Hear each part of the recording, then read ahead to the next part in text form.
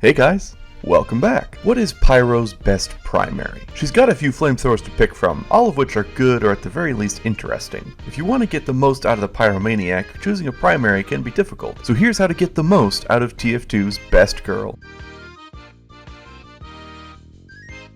To work out which is best, we need a proper understanding of Pyro's role on the team. Defense, offense, support.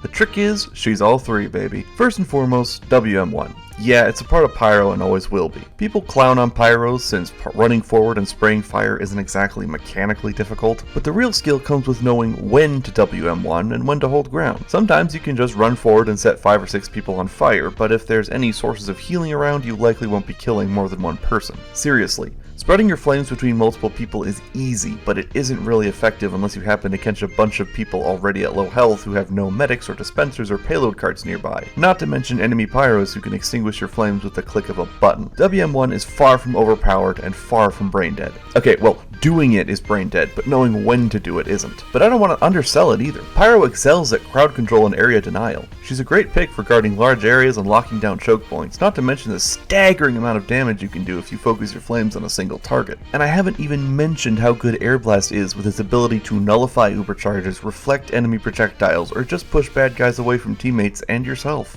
Every unlockable flamethrower pushes one aspect of Pyro into the spotlight. So let's take a closer look. The Backburner makes air blasting much more expensive, with each air blast chewing up 50 ammo, but in return you deal guaranteed critical hits from behind. It sounds like a perfectly reasonable side grade on paper, but in practice I've found that this thing falls far short of expectations. Getting the critical damage to even trigger is really difficult. You need to be at a very precise angle compared to the enemy to get the crits, and when you aren't behind people, it's just a worse flamethrower. The Backburner seriously gimps one of Pyro's major abilities in return for a highly situational upside that hardly ever works. Not only is it not the best, I think the Backburner is fundamentally not worth it. Aside from the fact that I really dig the retro-futuristic 50s sci-fi aesthetic that all the Groardbort weapons share, the Phlogistinator is literal garbage. Look, here is the only Phlog clip you ever need to see.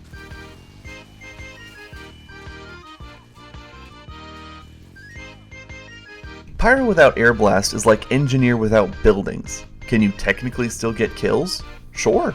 Is it worth it? No, absolutely not. Pyro is fundamentally crippled without Air Blast. I don't really care that guaranteed crits are awesome on Pyro. I prefer being able to defend myself from projectiles and create space. If you somehow manage to get a full charge, somehow manage to get close to a group of people without dying, and somehow manage to taunt without being seen, then yes, you can then feel free to get 4 or 5 kills in quick succession with your crit boost, but it will never work against a team that has even 2 or 3 good players. Finally, something that isn't underpowered. The Degreaser is probably the most commonly used flamethrower in the game, trading in afterburn damage for lightning fast deploy and holster speeds. This thing makes Pyro a combo queen. The best secondaries to combine it with are the flare gun and panic attack. The flare gun because puff and sting is still really good, and the panic attack because the high burst damage and additional increase in switch speed makes it kind of ridiculous in 1v1s. But you can legitimately make any secondary work with the Degreaser. So is it the best one to use? Look, I have 470 kills on my strange Degreaser. I've been mainly using the Degreaser for a long time, and honestly, it's not the best. It isn't bad though. The thing is, losing most of your afterburn damage can really hurt you in the long run. Many people who would have died to the stock flamethrower's afterburn will survive the Degreaser's afterburn, and to be honest, it's kinda brain dead. In terms of timing, it just does all the work for you. Hot take, the Degreaser is a crutch. It makes combos easier, but ultimately hinders good players. Combos are still very doable with any other flamethrower. The only time the Degreaser's switch speed really matters is when you pair it with the thermal thruster. I would place this primary solidly in the C tier. Definitely usable and far better than the Phlog and Backburner, but you're really hurting your damage output by equipping it, not to mention how much more expensive air blasts are.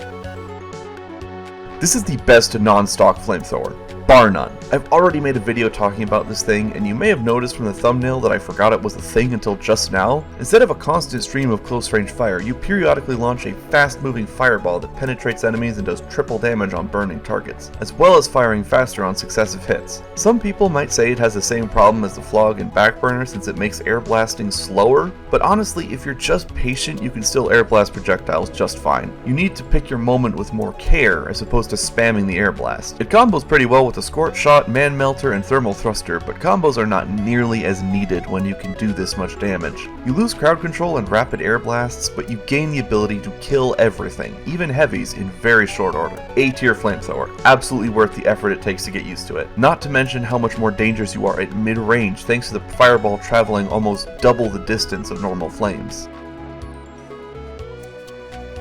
Some people might say that including stock is cheating, since the stock weapons are usually really good.